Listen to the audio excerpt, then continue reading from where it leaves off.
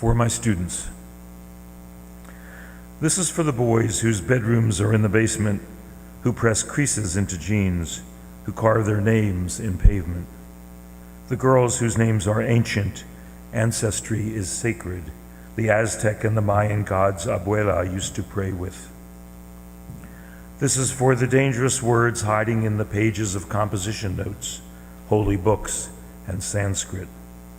This is for the patients who wait for medication, for the mothers microwaving beans and rice at day's end. This is for the marching bands and girls at quinceañeras, the skaters and the writers whose moms are eloteras, laughing, "Cops don't scare us, we sag, so elders fear us. We will write our textbooks in our own language if you dare us." This is for the Sarahs, the Angelicas and Shawns, the Beatrices, Paulas, Danielas, and the Dawns. We scribble sunlight in the margins of horizons with our songs, for all the voices tangled with the silence on our tongues. Rivals in the parks, fireworks at dark, tired shirts that sweat your scent on hangers in the closet. For the boys who fix the faucet while their sister fixes coffee, 'cause mommy had to leave for work at 6 a.m. and laundry isn't folded yet. You don't have to hold your breath. You don't have to behave. Stage your own rebellion. Paint canvases with rage and religion and prayers for pilgrims sleeping in the train cars at the border and their children. Filibust the Senate and bust markers on the pink line, stain the prosecution's case and force the judge to resign, force the crowd to rewind the lyrics you invented. Speak away the limits to heights of your existence. Be a witness, be a record, be a testament, a triumph. Set your poems flying in the glitter of the planets. Feed open mouths with truth. The truth is, we are famished. The universe is starving for the symphonies you play. Clarinets and thunder and the syllables you say are the instruments. You are infinite. Stretch your hands to heaven. Let your throat throttle the rhythms of all your fallen brethren. Your legacy is present. Your history is now. You are the 10th degree of sound. You are the nephews of the sky. You are the bass line and the hi-hat and the snare drum and the cry of red Septembers. You are the architects of winter. You are the builders of the roads that you're told you don't remember. You are the builders of the roads that you're told you don't remember. You are the builders of the roads that you're told you don't remember. Cast poems in the river and tell them you remember. Skate City Hall to splinters and tell them you remember. Send diamonds to your islands and tell them you remember. Find your God inside your mirror and tell her you remember. I hold you up. You hold me up. We hold each other up. This month we've been talking about power and humility and what it means for justice. Last month we talked about the Exodus in the Hebrew Bible, where Moses took his people out of slavery. And this week I was thinking about what came before the Exodus. At the very beginning of this first chapter of Exodus, there is a story of two midwives, Shiphrah and Puah, who were ordered by the Pharaoh to kill all of the Hebrew boys. They didn't know to be worried about Miriam. But the midwives said no. And this week, with so much in the news about white supremacy and anti-Blackness, Transgender Remembrance Day, and police killings, I saw a glimmer of hope, a glimmer of the story that told me our history is present, our legacy is now.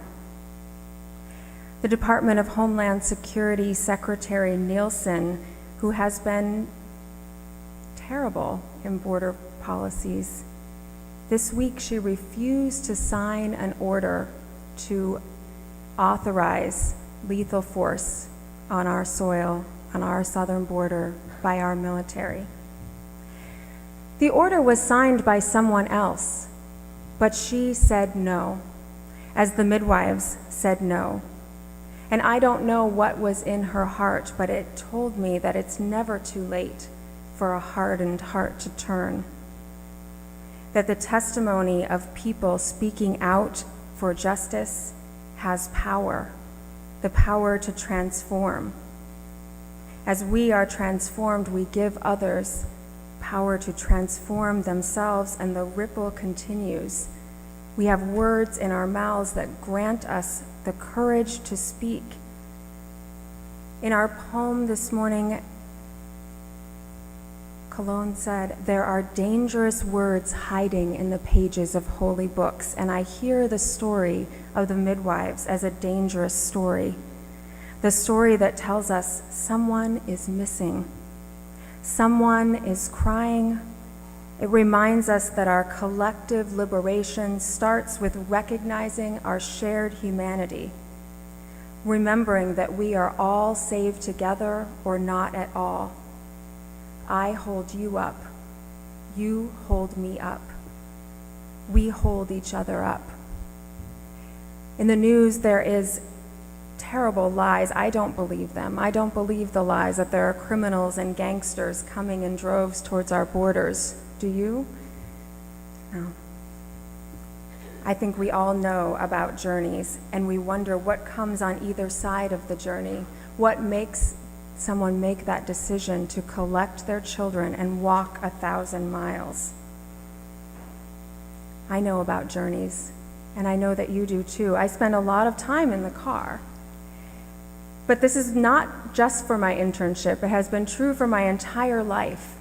When I was a baby, my parents packed up their tiny apartment in Houston, Texas, and drove 1,500 miles to Montana to look for work. And over the course of my childhood, we made many more journeys of 600 miles, 2,500 miles, 2,900 miles. There's a moment in all of our lives where our awareness opens up to a situation that is not sustainable. In Central America, the government is cruel and unstable. Our country has played a part in that, and thousands of desperate people have begun fleeing towards our border for more possibility of safety. And what happens after they get here? How will we reach out and hold the bowl for them? To tell them, I hold you up, you hold me up. We hold each other up. Within our own borders, we're on a journey of healing and reconciliation, as we heard from Monique Smith Gray's book this morning. A time to stop, to remember our common humanity, to remember the importance of holding each other up with respect and dignity, to love one another and build relationships, fostering empathy. We say we know something else happened before this journey. These people don't remember. They are builders of the roads. See, our interdependent web includes our history. We're connected to our past. We need to remember that there were ancient roads of migration leading across the continent before the borders closed in around them. And we are educating ourselves. We have our immigration justice team teaching us about how borders came to be about what it actually means to seek asylum. And it is never too late. I thought of the midwives. I recognized this story in someone this week who said no, and we won't give up on the other people in power in our country to say a hardened heart can always be softened to justice. We can always stand up for what we know is right, because all apathy has limits, even for those who we think have no respect for anyone else and no faith in something greater than themselves. Exposing evil is risky, but silence is deadlier. And the only army we ought to be sending to our borders is an army of rescue, an army that will come and hold the bowl of justice, to remind us that we have to be the love that holds us all. That when we meet weary travelers, we will give them our strength and our courage. In these coming weeks, many religious leaders and people from around the country are going down to our southern border. In this moment of time in our society, some of us will have to go and provide protective witness for a safe crossing, to bear religious witness to the vulnerable, oppressed, and hurting people seeking safe asylum. Some of us will offer support to them in other ways. Now, all of us can commit to being midwives of justice right here, right inside of our own communities. How do we show our intention to hold one another up, to uphold the inherent worth and dignity of the most vulnerable and oppressed people who are here right now within our midst? What of the indigenous First Nations of this country fighting for their land and their lives?